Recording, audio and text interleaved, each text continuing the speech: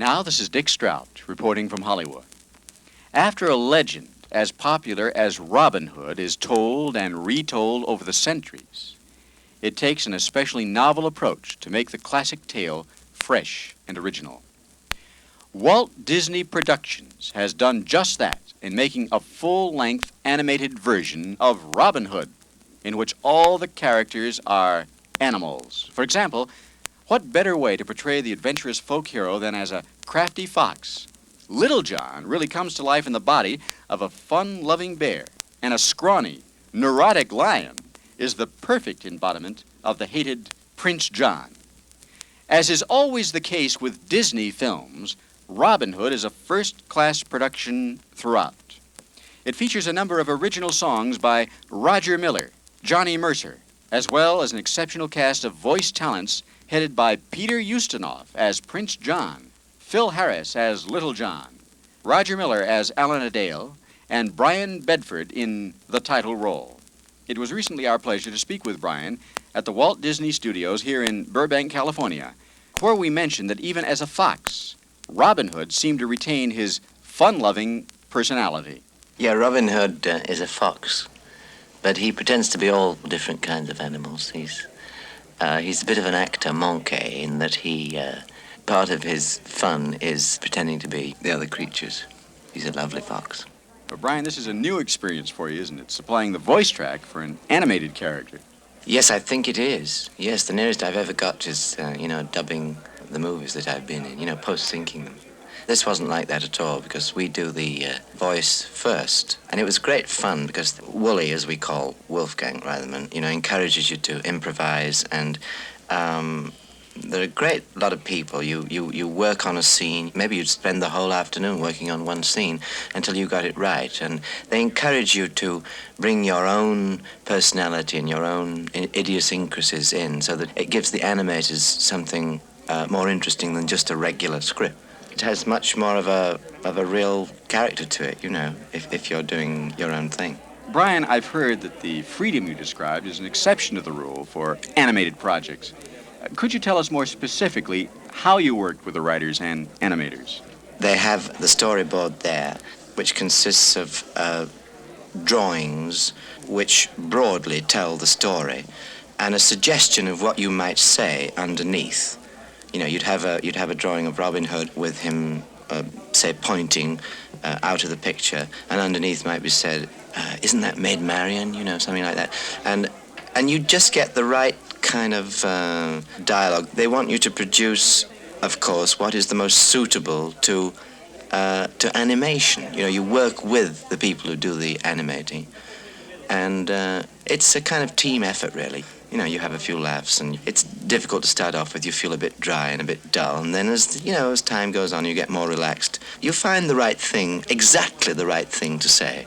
And it might take you a couple of hours to find just even one line, But quite often they change that. If you come up with a better idea, they're quite willing to listen to your idea and go possibly in a different direction.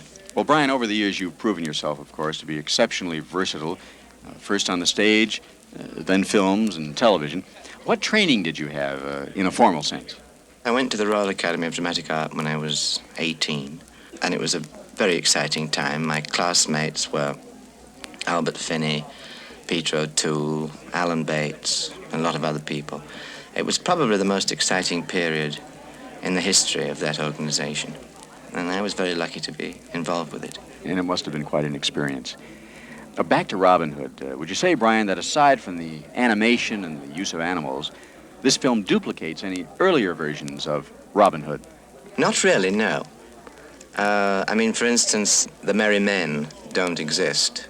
I think they've just really concentrated on certain episodes in the Robin Hood book. I've seen a lot of the movie. I haven't seen the finished product, but, when I was doing it, they showed me sequences, and I must say, I thought it was absolutely charming. Had you seen any of the earlier film productions of Robin Hood? I think I must have seen them when I was a kid, although I don't have too clear a recollection of that. Brian, one last question. How did you like working with the people at Walt Disney Productions? Could you make any comments about them? They're perfectionists, you see. I was struck very strongly by that. I don't think I met anybody involved with this movie who didn't have the movie at heart, you know, and wasn't really enthusiastic and anxious for it to be anything but perfect, you know. And it's precisely that attitude that accounts for the excellence of Walt Disney films. I want to thank you very much, Brian, and best of luck to you always. Thank you. Well, ladies and gentlemen, Brian Bedford with a behind-the-scenes look at Walt Disney Productions' full-length animated adaptation of the classic Robin Hood, featuring the voices of Peter Ustinov, Phil Harris, and Terry-Thomas.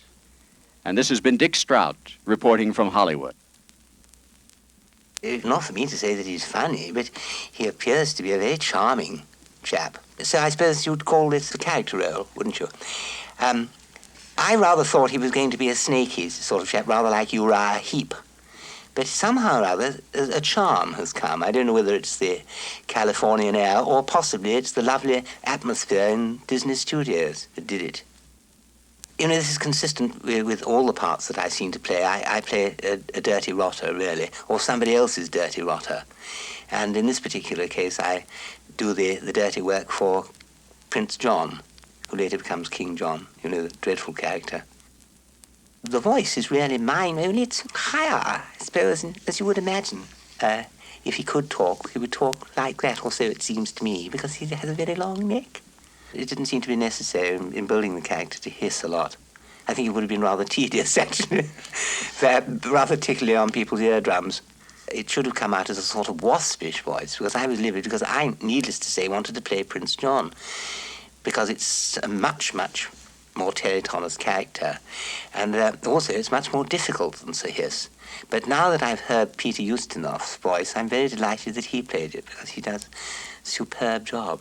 The other voice that I love is Phil Harris as well. I didn't know, of course, that Little John was American, but I was a pleasurable surprise to discover that he was. It's terribly simple. I started as a professional dancer, ballroom dancer, doing a little entertaining on the side, if there was a side handy. And I didn't feel like calling myself by my real name, which is Thomas Terry Hoare Stevens.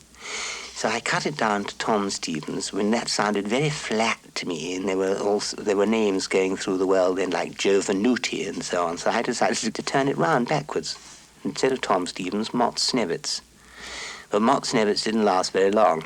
And then, of course, I had cut off the last two names and called myself Thomas Terry for one day. The next day, I turned it round and called myself Terry-Thomas, and then people started calling me Mr. Thomas, and I didn't think that was good enough, because I always felt that they might have thought I was a minor, because all Welsh minors are called Thomas.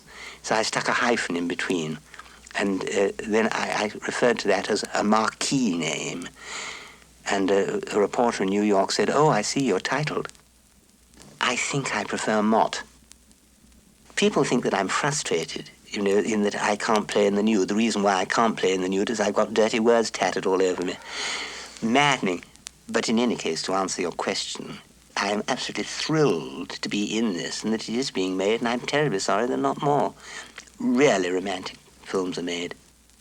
I'd rather do a remake of Robert Louis Stevenson's Treasure Island than any other character. I would also like to do things like the famous highwayman in England, Dick Turpin. These are the sort of things that I would love to play. I love playing lovable villains. I simply adore these characters, and especially if they're in a period. I'm in and out of Hollywood quite often. They just profit from my presences. They follow the noises I make because the draftsmen, and I can understand that, prefer a very relaxed approach so that there are all sorts of incidental and even improvisational aspects to it. Because in point of fact, people in life don't read text. They talk and stumble, as I've just done.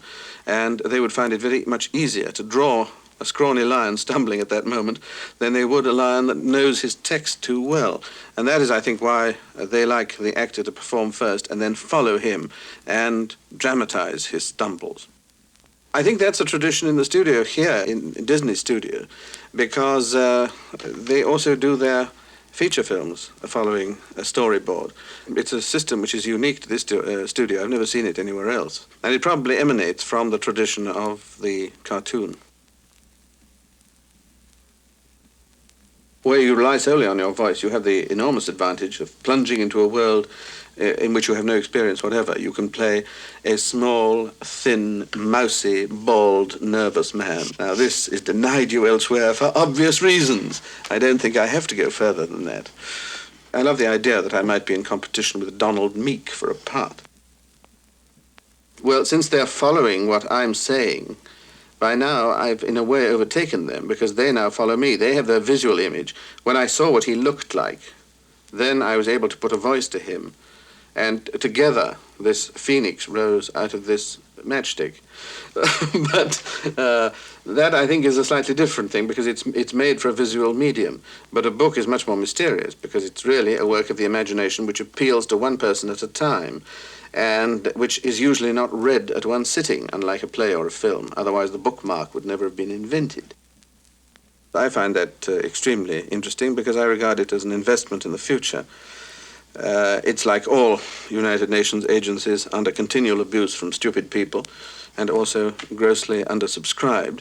I never tire of quoting the figure, which is the one that has appalled me, which is that the nations of the world subscribed as much towards children through the United Nations per annum as they spend on armaments every 2 hours.